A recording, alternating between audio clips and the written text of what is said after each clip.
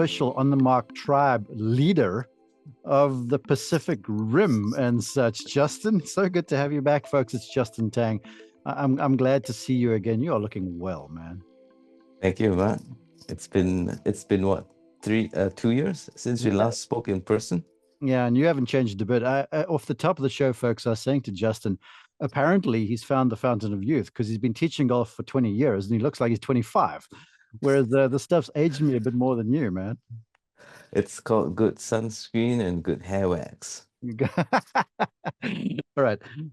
You have got some incredible stuff. You've always been holistic, just like me. It's why I gravitated to you all those years back. Your podcast was so popular.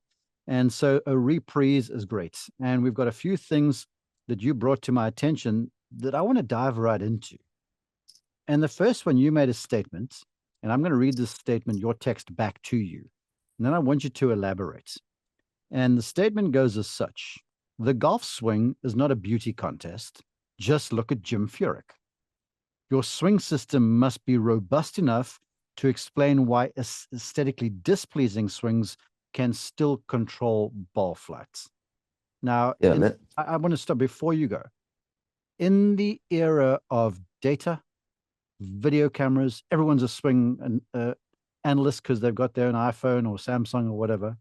We all look at golf swings. And what you say here is not a beauty contest.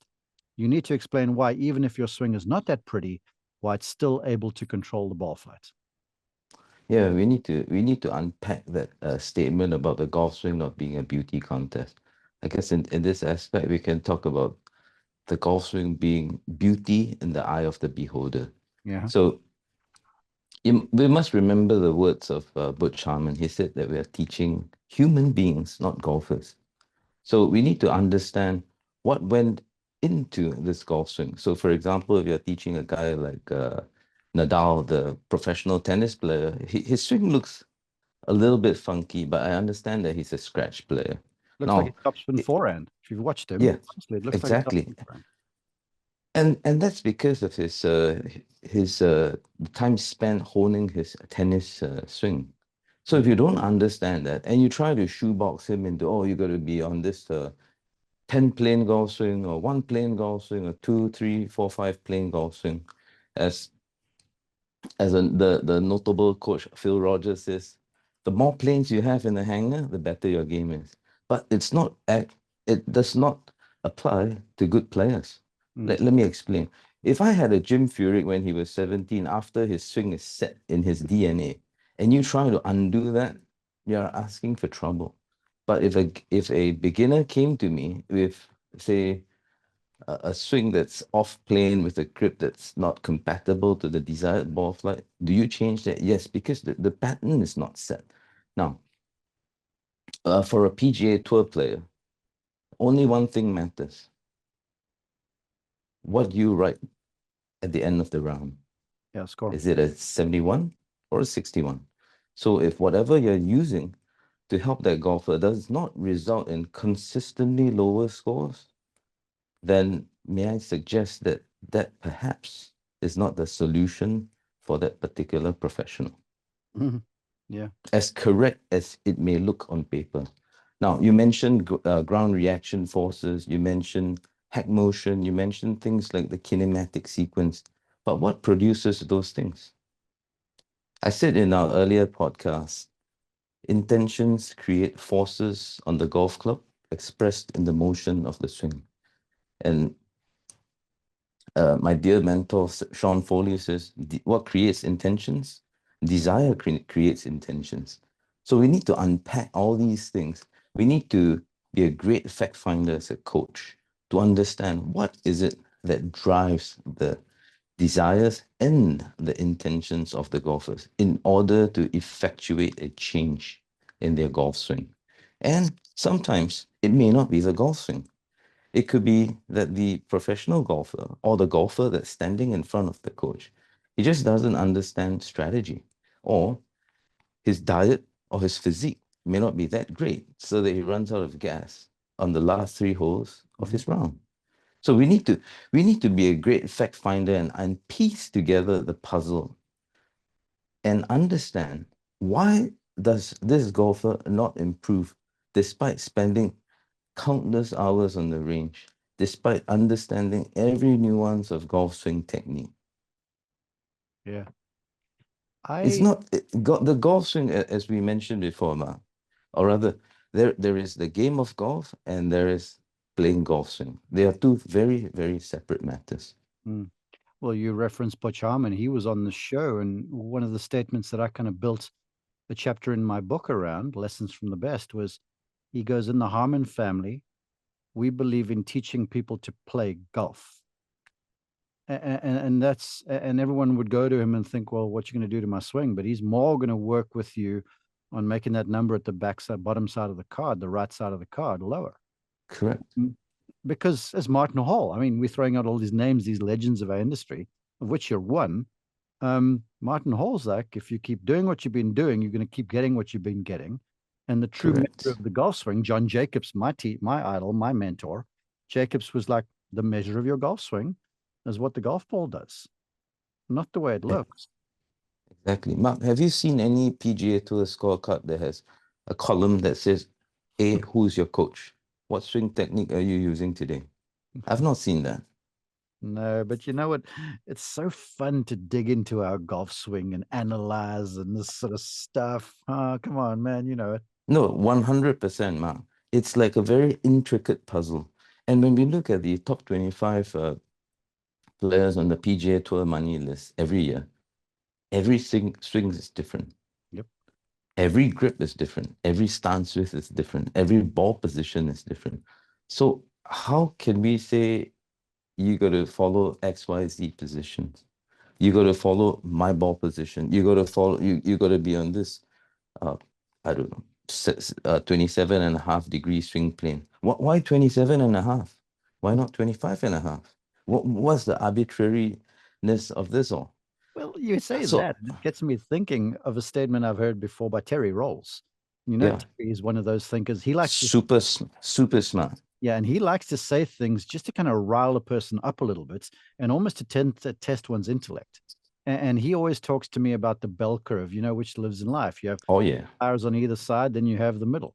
And he goes, Mark, I find it asinine that people are measuring people on a launch monitor or whatever to the average. He's like, we're not trying to teach people who are outliers who do something special to be average. That's stupid. You should help them find what they do well. Then you build on that because they might be the next model for somebody else. And I paraphrase, obviously. Exactly. Look at Matt Wolf. Yeah. Hasn't done too badly with that massively outside in swing. Mhm. Something that our friend Scott Coutts would call non-planar mechanics. Yeah. I think it's about understanding why something works rather than saying, hey, that does not conform to my beliefs about what a perfect golf swing is. I'm not sure there's a perfect golf swing, right? Mhm. Down through the history, myriads of swing patterns have won multiple majors. You've got Jack Nicklaus contending alongside Arnold Palmer, shut face at the top. Arnold Palmer used to aim right of the target. Lee Trevino used to aim left of the target. Both of them would post 66ers, be tied for the lead at the end of the US Open, final round. You know what? So, I'm supposed to be introducing you for the folks who don't know who you are, but you are onto something here. And if you're the thoroughbred, I'm the jockey, and I'm just going to guide you now. Um, sure. you talk of two players, and isn't it uncanny how on social media, YouTube, Instagram, whatever the case might be, I do it. I've got all these swings available there on my page because I get to see these guys week in and week out, where they're just certain swings where everyone goes gaga over them. And Lee Trevino is one, you know, because everyone talks about the side bends and and strong club face and stuff like that. Whereas if you had to go and try and tell, I don't know, let's call it Louis Oosthuizen, someone a bit more neutral at the top. If you Mhm. got him to try and do what Lee Trevino was, Oosthuizen wouldn't be the golfer that he is today. I'll tell you what else you get from that. You get sued for malpractice if I were a medical doctor. That's But true. unfortunately, that doesn't apply to golf coaches. They go like, oh, Louis, you can't mimic the right lateral bend that Lee Trevino exhibits on the start of the downswing. I think there is something wrong with your body. There's nothing wrong with my instruction. There's something wrong with you. And most students go like, yeah, I don't know the golf swing as well as XYZ coach in front of me. He's got to be correct. And then they get disappointed. And you know, Mark, what we're doing is we're driving people away from the game because they look at the game, it's too difficult to hit the ball nice and far. But see, right, have we ever explained to them the design of the golf club, how to use the tool? Mm-hmm. I'm not sure whether you guys in South Africa slash the US drink soup like we Chinese do in Asia. But if you were to come to Singapore, visit me, I put a bowl of soup in front of you and I say, hey Mark, take this pair of chopsticks and start drinking. You would go, sure, it was going to take me like 3 hours to finish that bowl of soup. Mm-hmm. That's because you're not using the appropriate tool for the task at hand. So Oh, we need to know what is the task at hand? What's the tool that I need to use? How do I use this implement in front of me? mm-hmm. Okay. Folks who are not aware of Justin, he is the unofficial tribe leader of the Pacific Rim of this podcast. He's one of my biggest supporters and friends. Whenever I get to talk to you, it's a blessing. Um, and I just want you quickly, because we're onto something here, but just quickly tell the folks who don't know you a little bit of something about who you are, please. So I started dabbling the game of golf in 1998. I got hooked almost instantly on the second attempt. So when I was 19, I was about 18 years old. Now, at 8 years old, I was introduced to the game by my dad. But back then, I was more interested in swimming, more interested in computer games. So the moment that 10 lesson package ended, my relationship with golf ended. Mhm. 1998 was when Tiger Woods became familiar. But hang on, when I first saw the word Tiger Woods on the newspaper, I went, Dad, where is this place? I thought it was some park in the Mhm. US. Yeah. And I actually got hooked onto golf when I saw Ernie Els chip in at Congressional in 97. 10th hole. And I back then, remember that. That was and the that, whole final round. yeah, and that was it. I was like, hey, Dad, I think, you know, you're right. 10 years ago, you were right to make me play golf. And I think I want to pick the game up because it's got implications for business. I want to be an entrepreneur in the future. So I signed up again, and guess what? I got good really, really quickly. I think in about, uh, I want to say a year, 18 months, I got down to a 6 handicap real quick without even knowing what on earth I was doing. Okay. My bad shot was a thin little fade. So it went like 75, 80% most of the time. Dumb beginner's luck. I always landed up on the long side of the green. Some kind of 7-iron chip and run, made the par. That's it. Just didn't know what I was doing. Had great hand-eye coordination because I played soccer at a fairly high level, and I could kick with both feet. So I was on the right flank and the left flank as the situation required.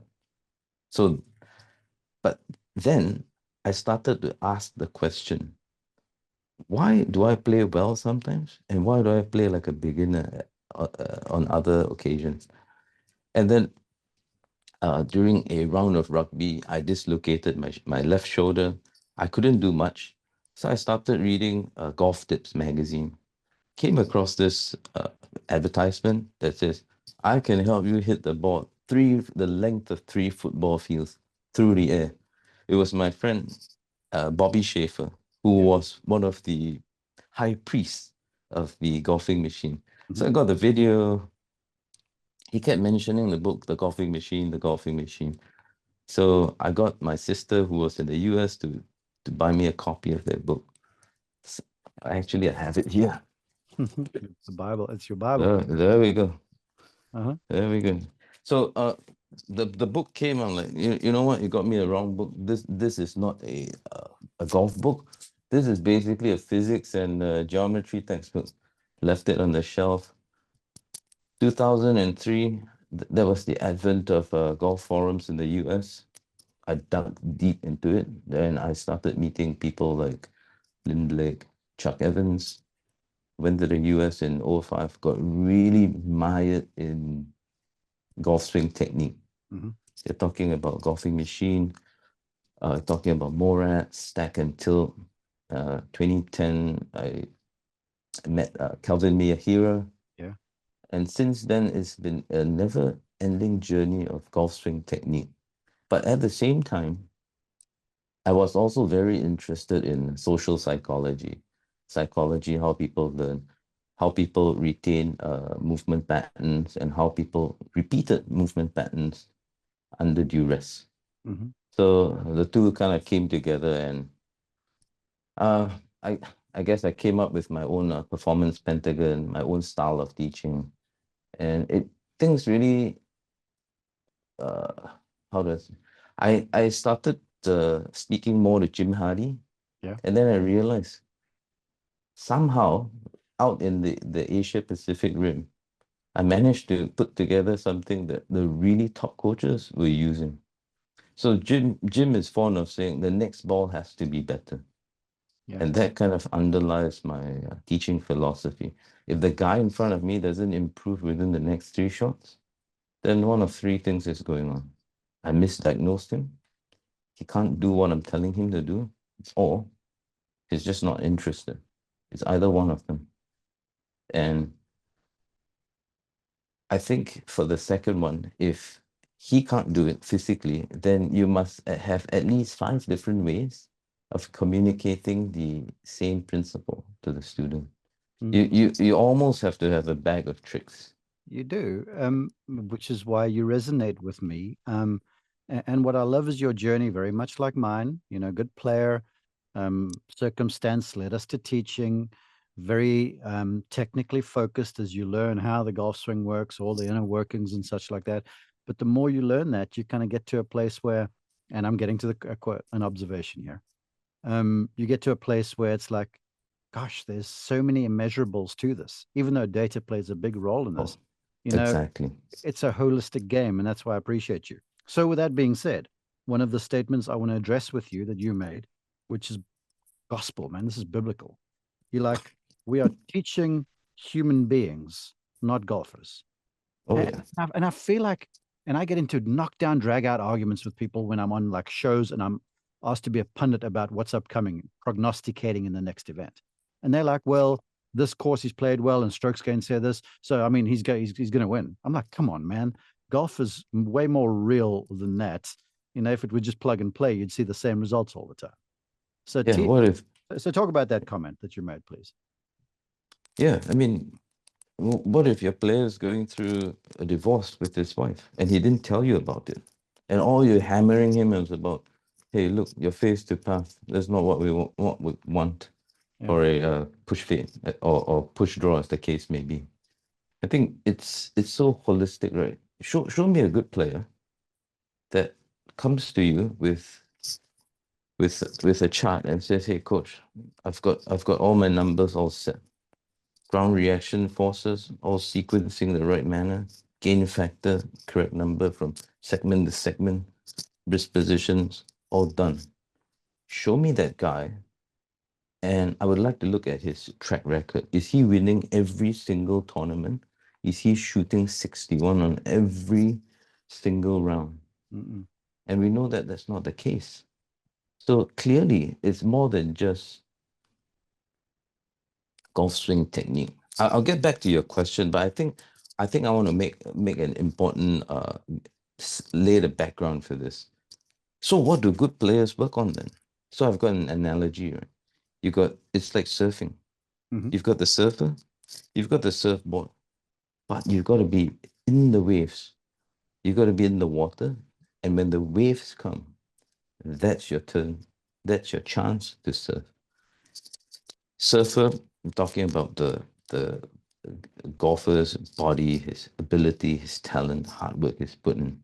Surfboard, I suppose that's just we can refer to that as equipment, his coaching team, and you just have to wait for the conditions to fit your ability and your personal circumstances and your capacity. That's how you improve. The way good players improve is just by sticking there long enough and waiting for conditions to make your process reap the benefits. I No want to one's going to I win want to every add to your round. surfing analogy. because strangely I've used this because I have, worked with Kelly Slater in the past, and he's talked to me how surfing made his golf better and golf made his surfing better, strangely. But the way I see it is, to me, golf is like the circle of, good, indifferent, bad, indifferent, good, indifferent, bad. And it's always going like that, no matter the level of the game. And the surfer, you spend more of your time paddling against the current to get out. Then you wait for that wave you talk about. Then you have your Exactly. 15 seconds of exhilaration. We'll call that the good. And then you'll fall off, and then it's indifferent. Then it's hard work because you've got to grind for a while to keep the round alive. And so you're going through this all the time. And so what you say is so appropriate because there's timing to everything. But if you're the surfer who's up on the wave now, having the ride of your life, and you suddenly start thinking about what you're doing, then you cut off that birdie run too quickly. And if you're out there paddling and you're not paddling enough because you're giving up, you're never getting out to experience the next ride on the wave. So there's so many similarities to that endeavor. Yes. So one of my kids, he's 12 years old. He shot 29, Jeez. Okay. 37. Okay. And all he cared about, obviously he won the tournament, right? And all he cared about was, coach, why did I shoot the 37? I'm like, dude, why does that even matter? You're 12. You shot 29. Like, celebrate that. And then I think this is instructive for our listeners here. I asked him, were you expecting anything when you shot the 29? Not really. I was just on a run. And then at the end of 9 holes, I realized what happened. I said, let's try to break 60. That's when that's when thing went to pieces. I said it's expectancy, your expectations, your confidence levels, and your outcome. You need to manage all these three. And that kind of ties into what we were talking about with surfer, the surfboard and the waves. So that's the background. We're teaching human beings, not golfers. As a coach, you need to be a great fact finder. You need to understand what really motivates the student. And more importantly, is it realistic? If you get a guy who's 50 pounds overweight and he says, coach, I want to play to a scratch level of golf, and he can't really make a quote unquote 90-degree shoulder turn, we're going to have a problem getting him to hit the ball far enough to make the course, or rather the green, reachable with 7 iron and below for par 4. So you got to understand their motivation and what's the constraints. Ambition versus reality, very different things. Yeah. I want to, So along yeah, those lines, because one of your points here is something you do so well. Your communication is measured. It's never rushed. It's like you're thoughtful in everything you deliver. It's like every word that you choose always, I think, it has a purpose. You're not just vomiting information. Where so many lesson takers, they have a teacher that just talks nonstop, or they are talking nonstop. And so communication is kind of lost. Where in this relationship, wherever you're going, I always say to people that my message is only as good as what it's understood. yes. And you make a point here about the value of communication. And a good golf teacher will sometimes teach the golf swing, sometimes teach how to play the game, but it's this communication that is kind of where the sweet spot lies. Yes, and then there is also another segment of golfers that I teach, unfortunately, who are not really interested in getting better per se. They enjoy my company. They just want to hang out. They just want to pay for the hour, chit chat, hit a few good shots, and then that's it. That's fine. That's really fine too.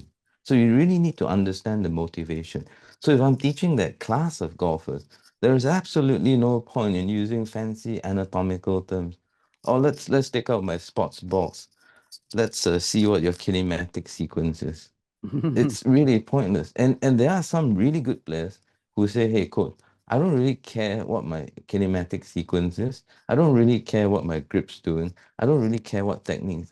I just want to win the club championship. Tell me how. And then you go through this process of like, where are you dropping strokes? How's your wedge game? How's your putting in terms of reading the green? Things like that. Yeah. So it's not just a one size fits all approach. What is the golfer's problem? And then I take out my toolbox to find the fastest way of solving that problem. And I think to that analogy you draw, this is personal experience with Ernie Els. You know, when he was playing full time on the tour, the learner, the people we're talking to now, you know, there's teachers that listen to this as well, instructors, but the learner, when you go to a lesson, um, you must have some sort of an idea. You don't just go there and go, okay, well, do with me what you will. And Ernie Els, whenever he'd work with Robert Baker, my former partner, and me, I'd be kind of the shadow at the time. He'd say, I don't care what you see. Today, I want to work on the top of my backswing. Or I don't care what you see.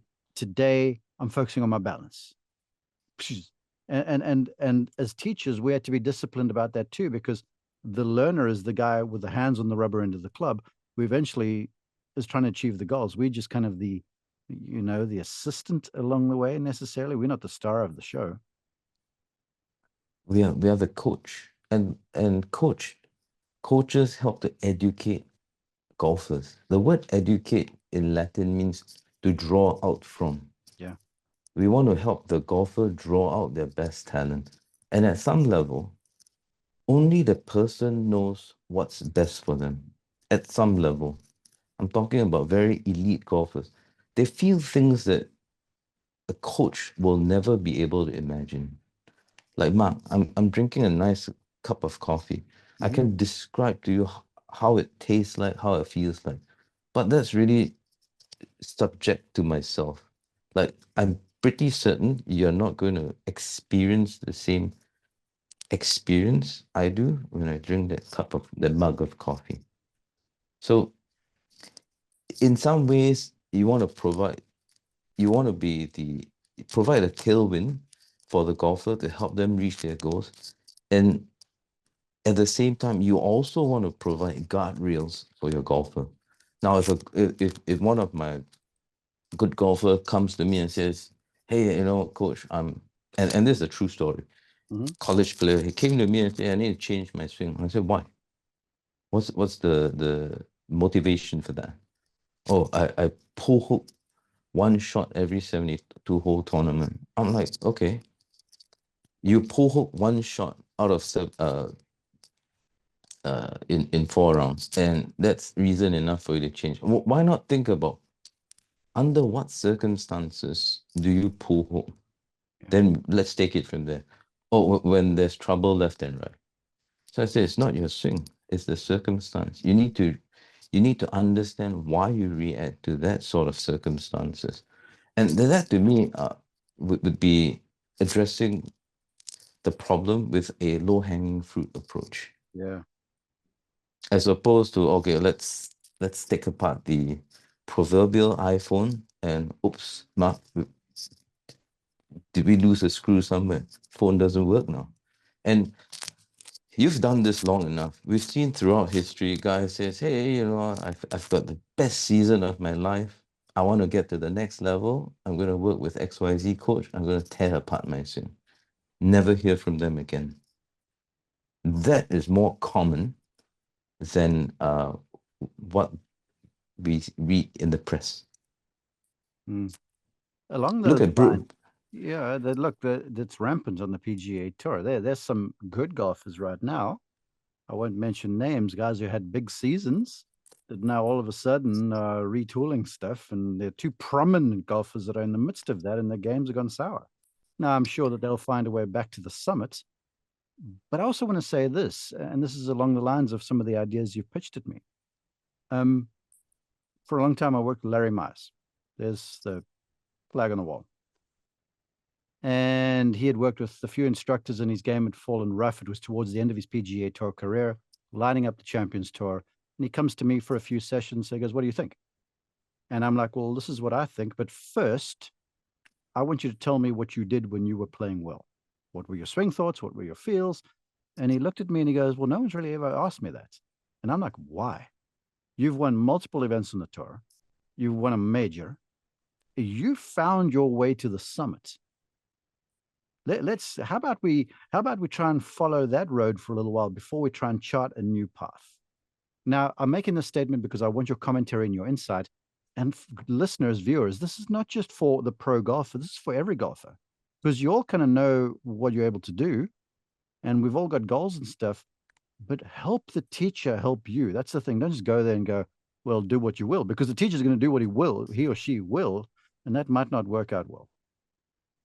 Yeah, so the approach of just working on the golf swing is born out of A, the only thing in the golf swing that we can see is the golf swing itself. Yep. We can't really see like what a person feels, what a person's thinking. A golfer may be in front of us talking about, yeah, I agree with your views, but can we really feel what, can we really know what he's thinking about a particular technique? Mm-hmm. I may not feel comfortable with a grip change. In fact, grip changes are one of the last things that I implement because below the neck, most of the nerve endings in a human body, or rather in all human bodies, would be the hands, the genitals, and the feet. So Mm-hmm. you go messing around with the hands, you're just asking for trouble.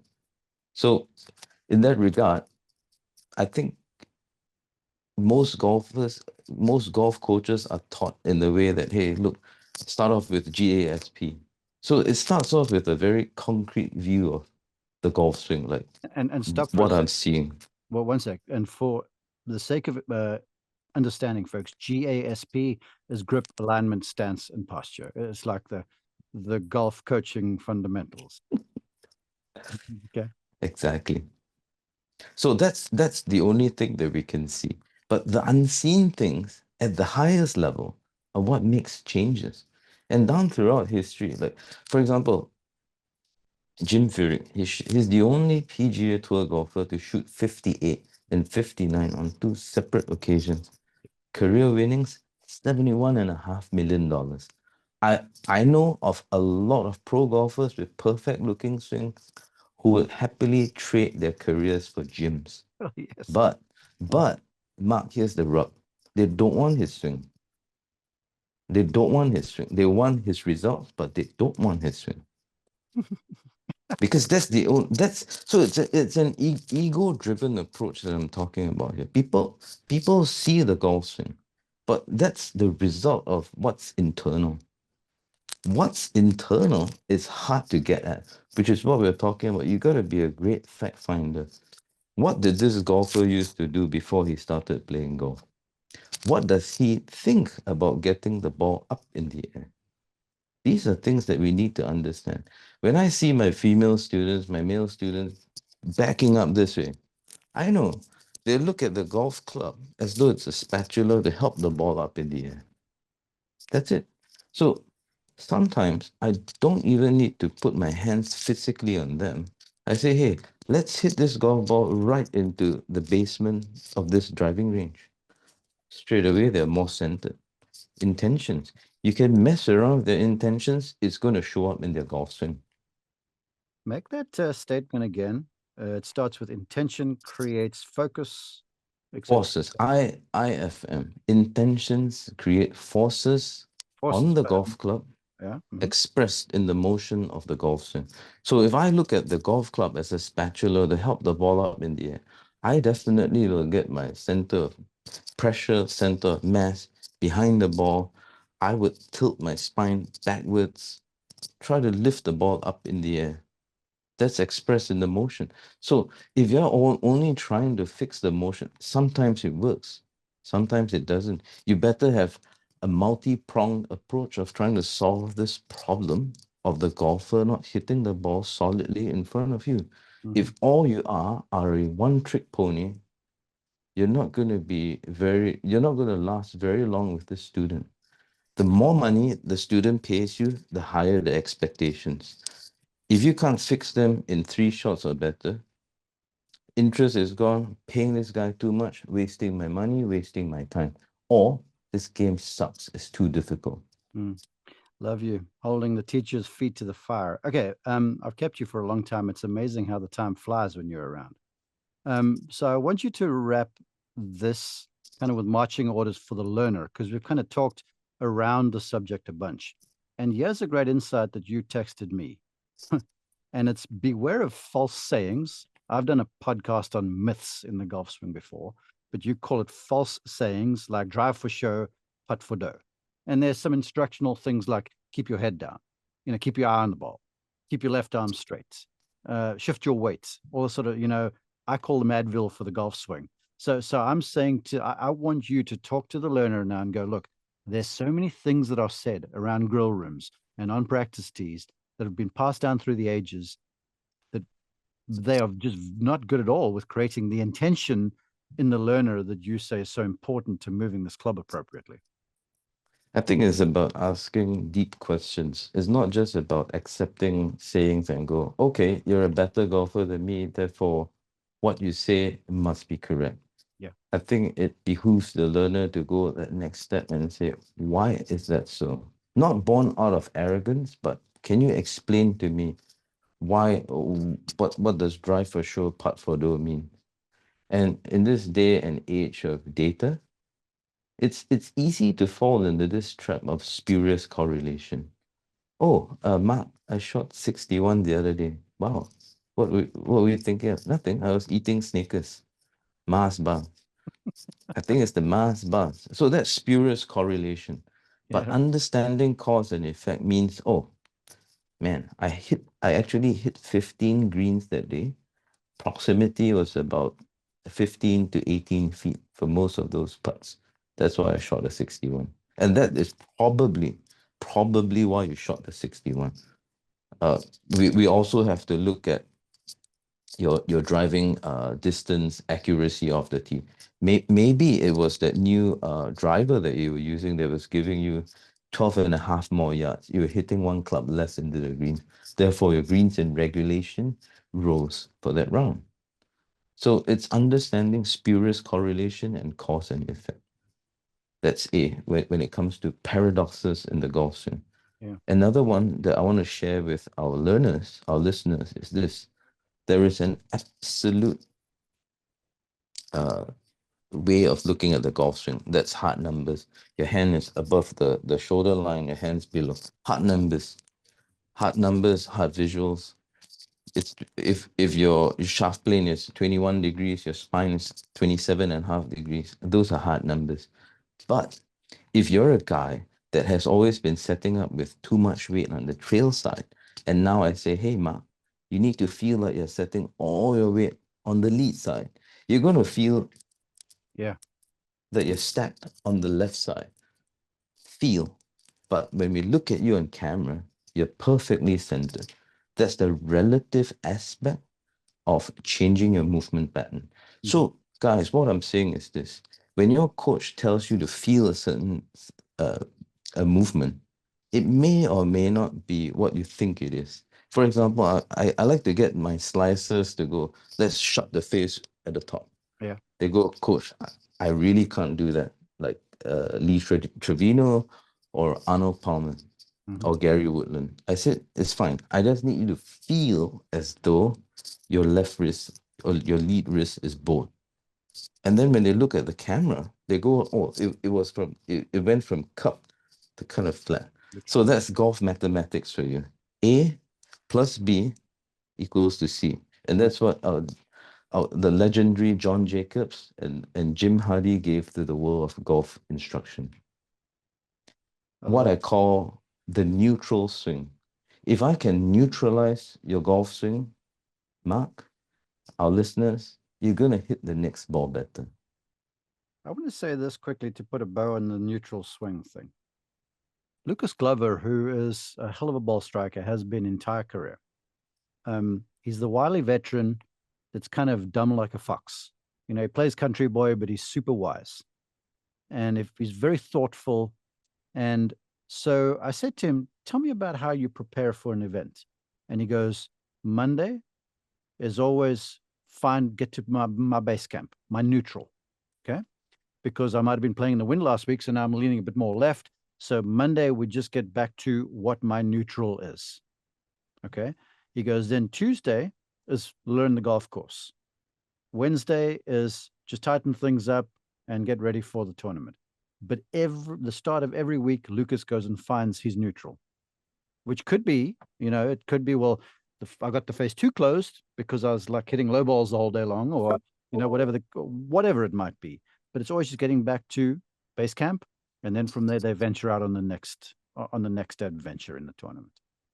Exactly. So when we look at trackman numbers, foresight numbers, we go like, hey, phase to path is like 3, 4, 5, 6. Like, you know what? You can be in that zip code. You don't need to be exactly 3 or 4, right? True. There is some leeway there. But at the same time, what's 1 minute on the watch face? It's about 6 degrees. 6 degrees, there is a difference between a push hook and a push draw. Yep. That's the difference. So going back to that, while we can be in that same zip code, how do we ensure that we stay in that zip code? It's like driving. Oh, I oversteered to the left. Okay, let's course correct. It's a bit like driving. So when how I explain this to my better players and my beginners is this. When you start playing golf, you start hitting big slice shots. Okay, what's the opposite of that? How do we neutralize that? Okay, let's hit a big pull shot. Okay, then less slice, less pull hook. Less slice, less pull hook. And at the end of the day, when you've neutralized it, you realize, hey, it's fairly straight. That's how the human body, how the human mind learns. It doesn't understand what straight is. It understands the right ditch and the left ditch. So once you train in a variable way, too high, too low, just nice. That's the Goldilocks approach. That's how you calibrate your golf swing into something that's repeatable, that's usable, so that you can kind of hit the fairway kind of long enough. You can kind of hit the green kind of close enough. That's the game of golf. It need not be a game of perfect. Nope. Don't let perfect be the enemy of good. Pareto's principle applies here. Sometimes good enough is good enough. Yes, Sensei, you have given us the perfect marching orders. Justin, you're a superstar. You just bring so much logic to it all the time. And like I say, every word you mention or you say is measured. And I appreciate you for that. And I certainly appreciate what you do for our show and what you do for golf globally. To that, please share with all the viewers and the listeners how they can find you, what's the social media, the websites and stuff like that. Thank you very much, Ma. It's always a pleasure to speak with you. I can be found on Instagram at Elite Golf Swing, and I respond to all DMs. He does. He does. And if they're over in Singapore, can they look you up and come take lessons? Yes, they can DM me. I teach over at the Tanah Merah Country Club, and we can arrange something from there. It'll be money worth spent, people. He's one of the best. Justin, thank you, my boy. God bless you. Keep up the great work. Thank you, Ma, and God bless you.